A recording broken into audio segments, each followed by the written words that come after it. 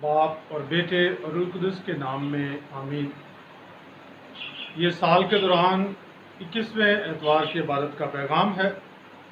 पहली तिलावत इशाया नबी का सहीफ़ा उसके 22वें बाब की 19वीं से 23वीं आयत में लिखा है कि खुदा कहता है कि मैं दाऊद के घराने की कुंजियाँ उसके कंधे पर रखूँगा।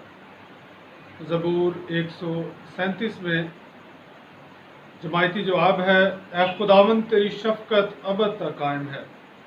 दूसरी तिलावत मुक़द्दस पौलुस रसूल का ख़त रोमियो के नाम उसके 11वें बाब की 33वीं से 36वीं आयत में सब चीज़ें उसी के सबब से, उसी से और उसी के लिए हैं। और नारा हम्द है, खुदा मसीह के वसीले दुनिया को अपने साथ मिला रहा था और उसने ये मेल का पैगाम हमें सौंप दिया है। इंजील मुक़द्दस बामुताबिक मुक़द्दस मत्ती उसके 16वें बाब की 13वीं से 20वीं आयत में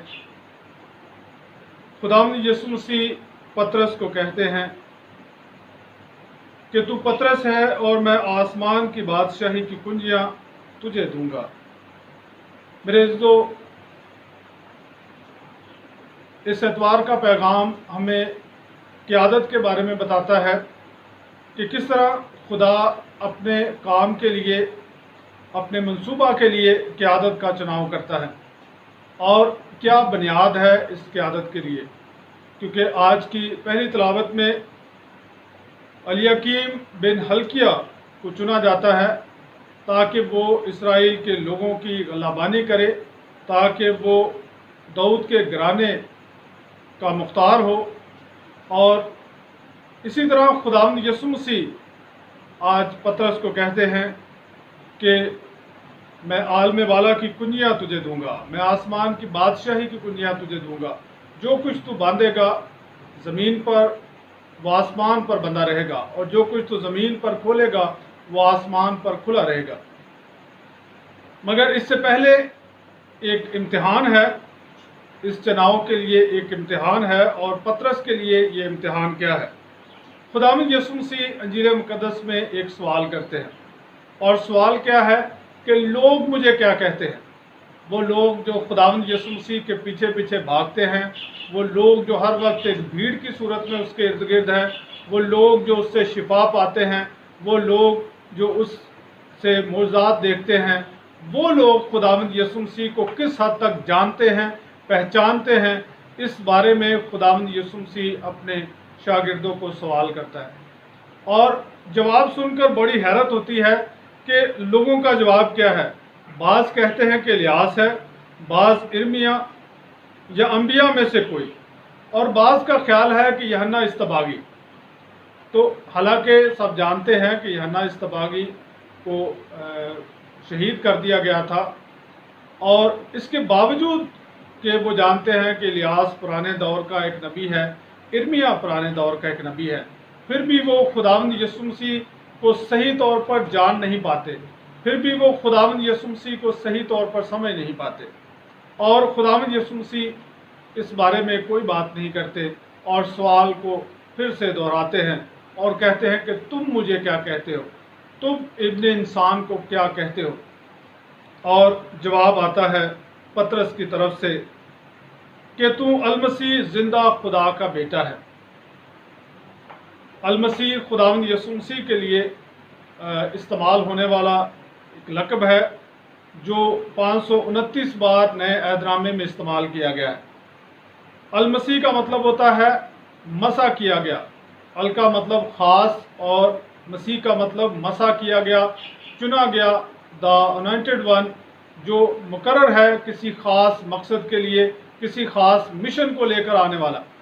और हम देखते हैं कि नबी को, काहिन को और बादशाह को मसा किया जाता था, और दाऊद को मसा किया गया ताकि वो इसराइल के लोगों की गलाबानी करे। और उसी से फिर एक सिलसिला आगे उसके ख़ानदान का चलता है और वो इसराइल के लोगों की गलाबानी करते हैं। मगर उसके बाद तकरीबन 1000 साल से इसराइल के लोग मुंतज़िर हैं किसी निजात दहिंदा के, وہ سیاسی طور پر کسی لیڈر کو تلاش کر رہے ہیں جو انہیں دوسری اقوام سے بچائے، کیونکہ خداوند یسوع مسیح سے 722 سال پہلے ایک حکومت آئی جو سمیری حکومت کہلاتی تھی۔ وہ طاقتور لوگ تھے اور انہوں نے ان پر حملہ کیا اور 10 قبائل کو فتح کر لیا۔ اس کے بعد بابل کے لوگوں نے 612 میں پھر 586 میں اسرائیل پر حکومت کی اور انہیں اسیر کر کے وہ اپنے ملک میں لے گئے، اور وہاں پر یہ 70-72 سال جو ہے اسیری میں رہے۔ اور پھر ان پر ایرانیوں کی حکومت آئی، اور ایرانی جو شہنشاہ ہیں ان کے ماتحت یہ رہے۔ ایرانیوں کے بعد یونانیوں کا دور آیا، اور خداوند یسوع مسیح کے دور میں ان پر رومی لوگ حکومت کر رہے تھے۔ تو اس لیے لوگ مسیح چاہتے تھے کہ مسیح کی آمد کے بارے میں چاہتے تھے کہ مسیح آئے اور انہیں بچائے۔ مگر پطرس کا ایمان بہت واضح ہے، پطرس کی سوچ بہت واضح ہے۔ وہ یہ نہیں کہتا کہ تو بادشاہ بننے والا ہے، بلکہ کہتا ہے کہ تو المسیح ہے، زندہ خدا کا بیٹا۔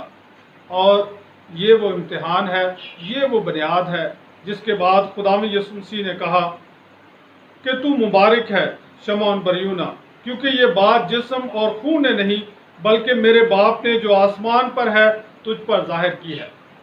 شاگردوں میں زیادہ قابل لوگ بھی تھے، زیادہ پڑھے لکھے لوگ بھی تھے، اور ویسے بھی خداوند یسوع مسیح کے ارد گرد بہت سارے علماء رہتے تھے، مگر وہ خداوند یسوع مسیح کو اس طرح نہیں جان پائے، وہ خداوند یسوع مسیح پر اس طرح ایمان نہیں لا پائے۔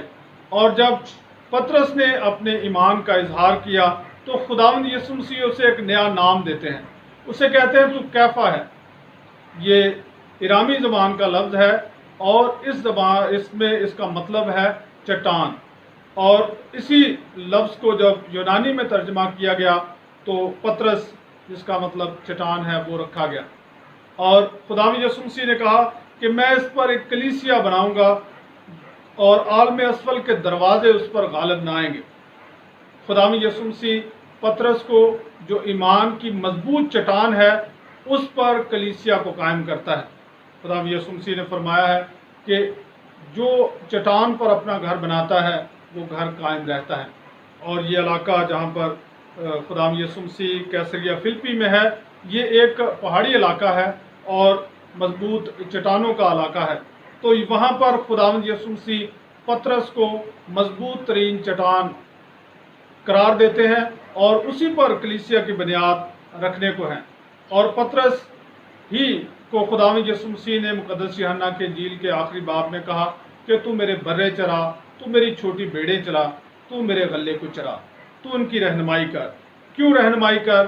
کیونکہ وہ ایمان میں مضبوط ہے، اور وہ خداوند یسوع مسیح کو صحیح طور پر جان سکا، صحیح طور پر سمجھ سکا، اور جب وہ صحیح طور پر سمجھ سکا تو خداوند یسوع مسیح نے اسے اختیار بخشا ہے۔ اور یہ اختیار کیا ہے؟ اور میں آسمان کی بادشاہی کی کنجیاں تجھے دوں گا، اور جو کچھ تو زمین پر باندھے گا وہ آسمان پر بندھا رہے گا، اور جو کچھ تو زمین پر کھولے گا وہ آسمان پر کھلا رہے گا۔ میرے عزیزو، خداوند یسوع مسیح پطرس کو اختیار دیتے ہیں، اور یہ اختیار ہم دیکھتے ہیں کہ اوپر سے نیچے کی طرف آ رہا ہے۔ باپ بیٹے کو اختیار دیتا ہے، انسان کی نجات کی ذمہ داری دیتا ہے، اور بیٹا مسیح ہے تاکہ انسان کو نجات دلائے گناہ سے، تاکہ انسان کو نجات دلائے ابدی موت سے، تاکہ انسان کو نجات دلائے خدا سے دوری سے۔ اور خداوند یسوع مسیح آگے مقرر کرتے ہیں پطرس کو یہ ذمہ داری دے کر کہ پطرس انسان کو خدا کے ساتھ ملانے میں اپنا کردار ادا کرے۔ اکثر یہ سوال کیا جاتا ہے کہ یہ کہاں لکھا ہے؟ بہت ساری کلیسیائی تعلیم ہے جس کی ہمیں بائبل میں روشنی ضرور ملتی ہے، مگر بائبل میں اس کی وضاحت نہیں ملتی، نئے عہد نامے میں وضاحت نہیں ملتی۔ پھر بھی کلیسیا کچھ باتوں کو جو ہے وہ عمل میں لاتی ہے تاکہ ایمانداروں کی رہنمائی ہو۔ کلیسیا ایمانداروں کے لیے رہنمائی کے اصول اور قوانین بناتی ہے، اور یہ کیوں بناتی ہے؟ کیونکہ خداوند یسوع مسیح نے پطرس کو یہ اختیار دیا، اور اسی اختیار کی بنا پر کلیسیا فیصلے لیتی ہے۔ اور یہ اختیار پطرس سے پھر آگے دوسرے رسولوں تک اور پھر آج تک بذریعہ پوپ صاحب، بشپ صاحبان، فادر صاحبان اور باقی کلیسیائی خادمین کے ذریعے سے یہ اختیار آگے بڑھتا ہے، اور خدا اس اختیار کے وسیلہ سے کلیسیا کو برکت اور زیادہ روحانی تقویت عطا کرتا ہے۔ میرے عزیزو، آج ہم دیکھتے ہیں کہ بنیادی طور پر مختلف شعبہ جات میں قائدین ہوتے ہیں، کوئی اپنی کسی خاص خوبی کی وجہ سے، کوئی تعلیم کی وجہ سے، کوئی زیادہ تجربے کی وجہ سے، مختلف لوگوں کو مختلف تجربات اور خوبیوں کی وجہ سے عہدے دیے جاتے ہیں، مگر خداوند یسوع مسیح چناؤ کرتے ہیں ایماندار کا، اور خداوند یسوع مسیح اعلان کرتے ہیں کہ ایماندار کا چناؤ اس لیے ہے کیونکہ خدا نے اس پر ظاہر کیا ہے، خدا جس پر ظاہر کرتا ہے۔ جب یہودیوں نے خداوند یسوع مسیح سے کہا کہ تو ہمیں بتا کیوں نہیں دیتا، تو خداوند یسوع مسیح نے کہا کہ یہ خدا کی طرف سے ہے، کوئی ایمان لاتا ہے جس کو وہ دیتا ہے وہ ایمان لاتا ہے۔ اور آج ہمیں پطرس کے ایمان کی طرف سے پطرس کے ایمان کا ایک خوبصورت نمونہ ملتا ہے، اور ہم یہ جانتے ہیں کہ جب ہم ایمان لاتے ہیں تبھی ہم وہ مضبوط چٹان بنتے ہیں جو ہمارے لیے تقویت کا باعث ہے، جو ہمارے لیے اس برکت کا باعث ہے کہ ہم کمزور نہیں پڑیں گے، ہم شیطان کا مقابلہ کر سکتے ہیں۔ اور اس کے لیے مسیحیت کا بنیادی جو عقیدہ ہے وہ یہ ہے کہ ہم زندہ خدا کے بیٹے پر ایمان لائیں اور اس کے نجات دہندہ ہونے پر ایمان لائیں۔